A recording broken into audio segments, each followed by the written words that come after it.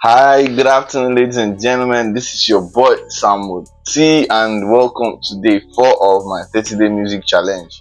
First of all, let me tell you about the activity. So this activity is for me to actually attend a music workshop or seminar and learn something new. Okay, but of course, I'm working, so there has been no chance for me to like attend any music seminar or workshop. So I decided to listen to a podcast, like a kind of educative podcast on Spotify. So Gratuitous is a FL studio professional on Spotify, and I was able to listen to his podcast. The name of the podcast is Music Production Made Simple. So then I scrolled through different topics and I felt like, okay, which one should I listen to today?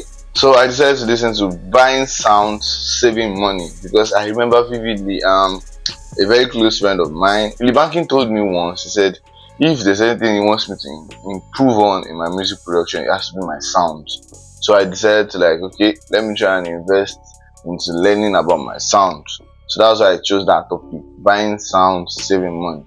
Okay, so the topic broke down the whole anatomy of sound in relation to music production. He broke down the anatomy of sounds into different parts, and made me see how I can approach my selection of sounds. So I'll just highlight the three major points he made.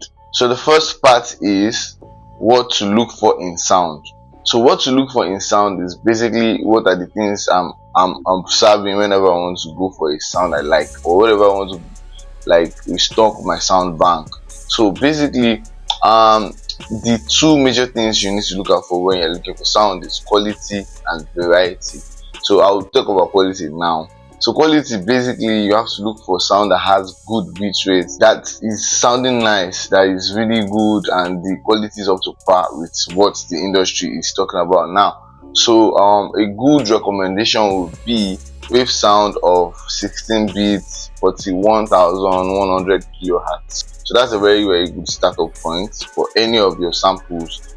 So it will come out well, it will be sharp, it will be it will be good, and you can easily pick it up and make production from there. So basically, then he mentioned something I really need to buttress on, which is quantity. A lot of people go for quantity. I'm a victim of going for quantity. So I've always I've always been taking sounds from different producers all these years, and I have a very big bank, like a lot of gigabyte of sound. But at the end of the day, what am I using it for?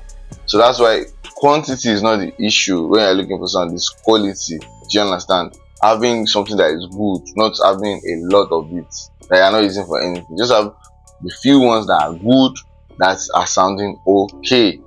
Okay, so I'll move on to the next one. Next one is, what types of sound should you buy or download, in whichever the case may be. So we have two types of samples. We have one shot samples and we have construction samples. Okay, so one shot samples are our normal clap, back, kick, boom, snare, okay, hi-hat, just that one sound stuff. So yeah, while construction samples are the ones that are actually like loops. That's what producers call loops. All these mama piano loops.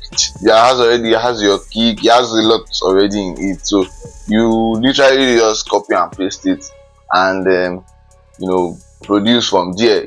So a lot of people are using this these days. I mean, it is very popular now. But you have to understand your source, where you're getting it from, and understand the copywriting that is attached to it, if it's royalty free or not. Okay, because most of these people out there giving you construction samples, they probably might not give you the license. You probably might not have the license to be able to use it to reproduce music.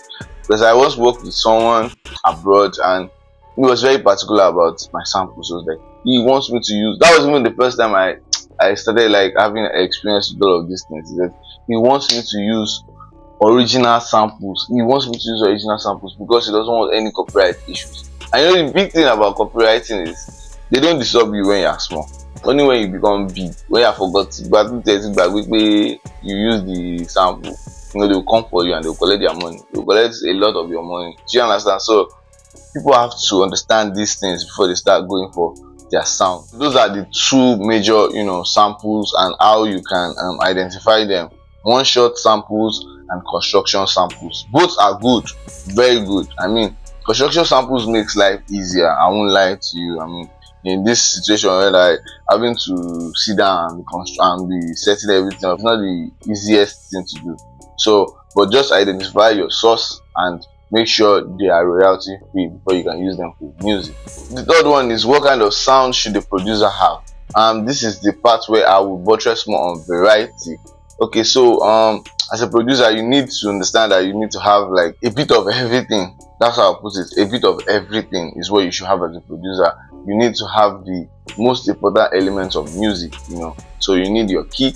So now your kick, you have to have different types of kick: long range kicks, short range kicks, dry kicks, wet kicks. You know, you need to have a lot of those. Not like thousands, but like have a couple of, you know. So if you are doing something in house, you know that you are using a dry kick, but everyone, you need, if you are doing something in like maybe R&B, you know, you just probably have a bit of wetness around it. You know, you just have different things you can use. That's standard, you know. That's for the kicks. For your snare, you have different type of snare. You have your dry snare, you have your wet snare, you have your brigade snare, you know, just varieties. And clap, you have your dry clap, you have the one that is looking like everybody are clapping it together, you have the one that is really, really tiny, you know. Just have a couple of varieties like that, different things. So having variety is the beauty of music. So when you're trying to like bring out the inspiration in your head, you can always diversify and try new sounds out. But at the end of the day, keeping in mind that this sound should be, I won't say limited in size, but I mean, not, there's no big deal in having 1,000 of them that will now bore you when you're looking for the sound you want to use. But having good sounds that are okay, that you can always reach out to and they will deliver for you on any project. For you, when you're starting out and you want to like augment your sound, you can just create a new folder and pick out the most important sounds you have been using over the years, like a couple of projects, and just pick out the most important sounds and have them there. That's how you augment your special sound bank, that you can always have your quality and variety. So that way, when you want to make any product, you don't have to go through the master. You just go there and you pick out your stuff. So I hope you have been able to learn one or two things from me today, and if you have, please let me know in the comment section. Let me hear from you. If there are other things you feel are important that we must take notes when we're picking our sounds, let me hear from you as well. I appreciate all of you for the support for today, and I believe we're going to do this again tomorrow. Peace, y'all.